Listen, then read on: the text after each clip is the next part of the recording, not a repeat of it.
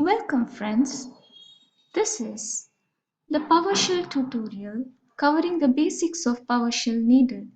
I feel PowerShell is heavily used in many products like SharePoint or Exchange or Active Directory, and personally I'm a heavy user of SharePoint and I felt how PowerShell can make my life so much easier, and hence this is a very basic tutorial of PowerShell which can help you administer many tools from Microsoft, be it SharePoint or Exchange or Active Directory. Let's get started. So, hope that you are a programmer. Even if you are not a programmer, PowerShell is really fantastic. You would love to learn this language. You will have a look at the variables, pipelining, loops and conditions, functions, exception handling, regular expressions, the concept of WMI, and some real-time scenarios. So, introduction. What is PowerShell? PowerShell is a wonderful tool from Microsoft built on top of Windows to solve many problems, helping to make our lives easier. It is one of the best tools because the Hello World program is so easy. Let me just show you how to print a string. To start PowerShell, just search for PowerShell. If you are a learner, just open it. Otherwise, you have to right click and choose Run as Administrator. So this is the command line. This is the command line or version of PowerShell. You can type one-line commands here. Let's try to print some data. You are amazing. That's it. The data is printed. You don't need to write huge lines of code to get the print of a data. This is the first line of code in PowerShell. Let's continue with the slide now. You can type other commands. For example, if you want to add two numbers, all you have to do is 2 plus 1. The output is displayed. Suppose you want to output the text to a file, all you have to do is a greater symbol. You can specify the path and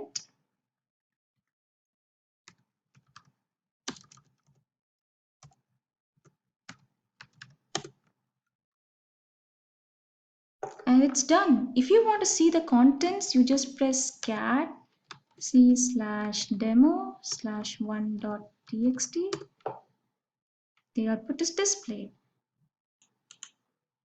So we saw an example of a simple arithmetic operation. So this greater appends the file contents to a file, and you can also do calculations. For example, if you want to see the size of a drive in the format you want, you can do the GB and MB calculations in the format given.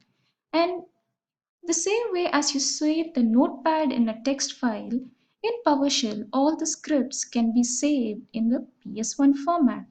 The extension by which a PowerShell script is saved is star.ps1. Just as in Notepad you have txt, in PowerShell it is ps1.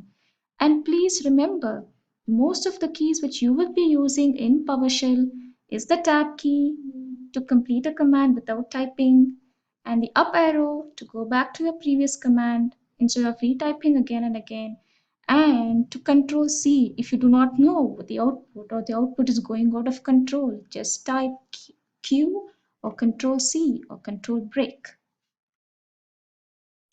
For example, if I want to go to the previous command, I press the up arrow and this is displayed. Now I'm pressing C8 tab. It shows me all the commands available. Let's try get -child item. I just, instead of pressing typing, I just press tab and the command is displayed. And if I want to do the calculation of 4 GB divided by 720 MB, let's try. So this is the output. Next, if you want to launch the integrated scripting environment with all the features like scripting, yes, PowerShell comes with a wonderful tool. Just type ISE from here.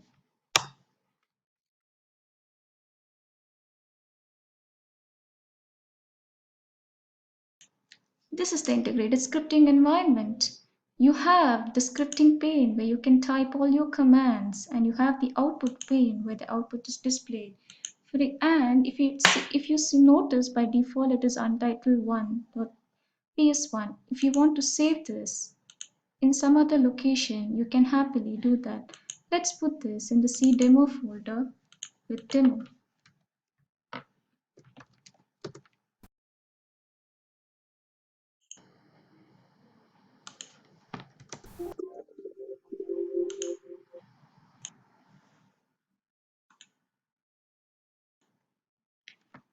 The history of PowerShell. It has an interesting history. It started off with version 1 and it was initially called Monad, and now it has grown to a wonderful product. Initially, it was only mostly for administrators, and now even developers can come in. That is the power of PowerShell. It has slowly grown into a widely used tool. If you observe, version 1 was mostly used for administrative automation. Version 2 provided the remoting capabilities where you can connect to remote computers. Version 3 supported workflows.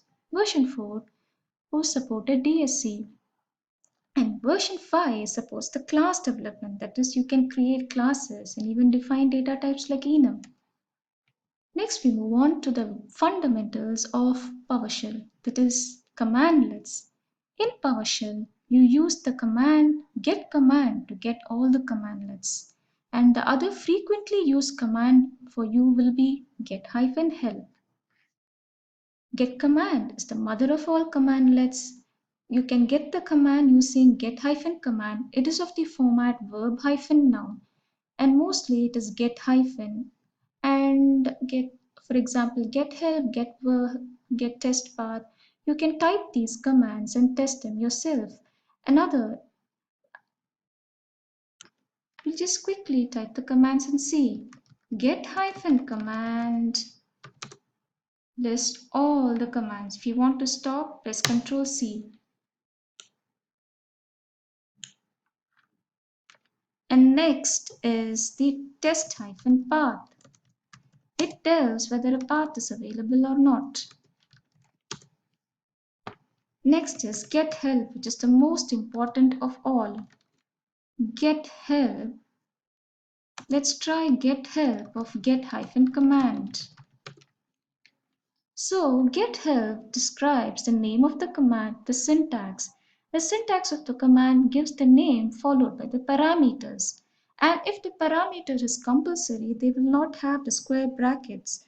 In this example, you can just type the get command without any parameters because all of these parameters are with the square brackets. And if you want, you can pass the name also of the command. For example, get-command-name.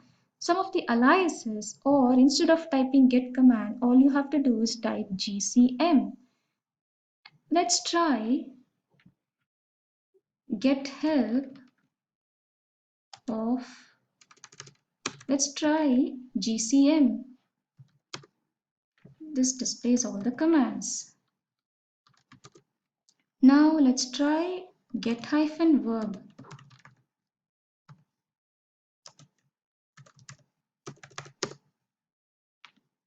This displays all the verbs of the commandlets. For example, some of them are remove, rename, search apart from get. Let's try to get a specific command named get-child item. So only one item is displayed. If you want to execute a command, just append with ampersand. For example, let's try this.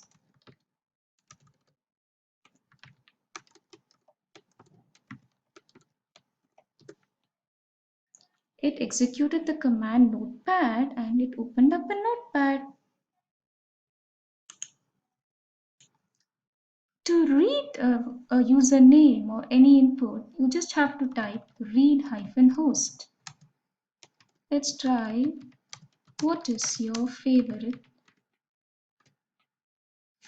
fruit?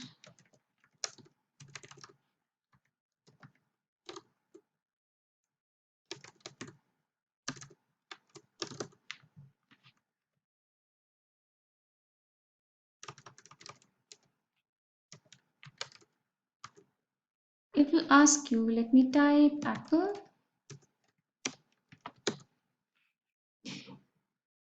and here is the output, apple. And you can even store that in a variable.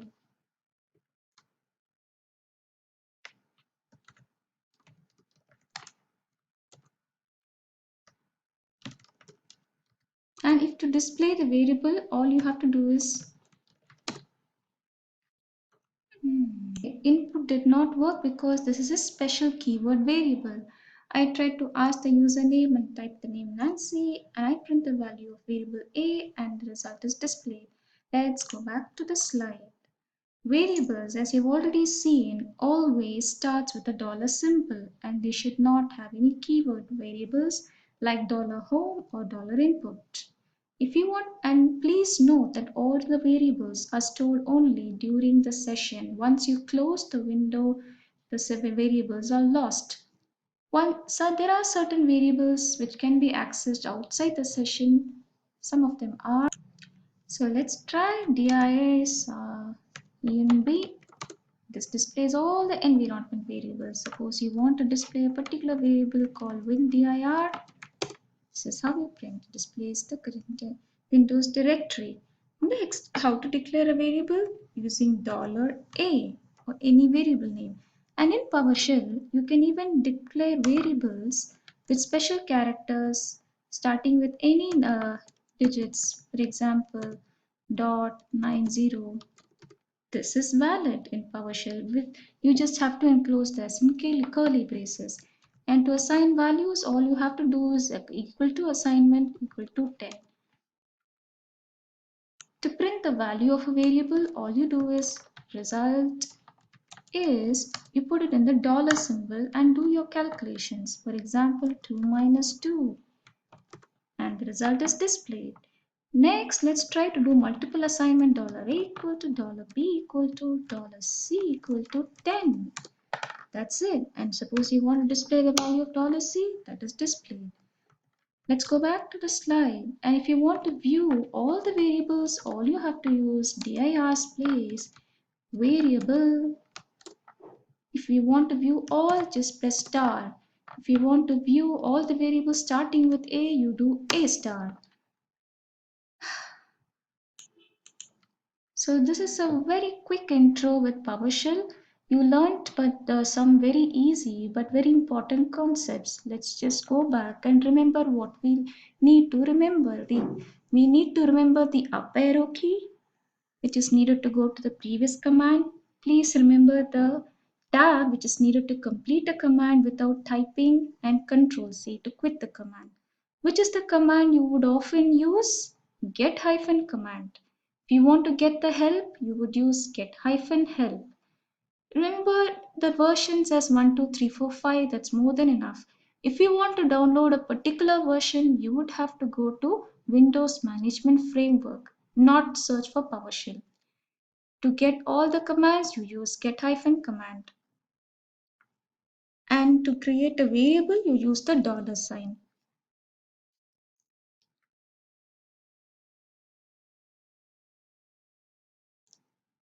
Next session will cover the arrays, structures, and other variables supported in PowerShell.